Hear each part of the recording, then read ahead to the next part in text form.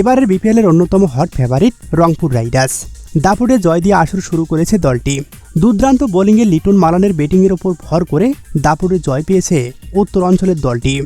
নিজেদের প্রথম ম্যাচে চট্টগ্রামকে 7 উইকেটের বিশাল ব্যবধানে হারিয়েছে নুরুল হাসান সোহানের দল। সোমবার সিলেট ক্রিকেট স্টেডিয়ামে টসে জিতে ব্যাট করার সিদ্ধান্ত নেন রংপুরের অধিনায়ক সোহান।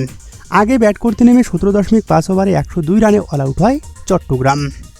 একাই 5 উইকেট তুলে নিয়ে চট্টগ্রামের ব্যাটিং লাইন আপকে ধসিয়ে দেন পাকিস্তানের পেসার ফাহিম আশরাফ।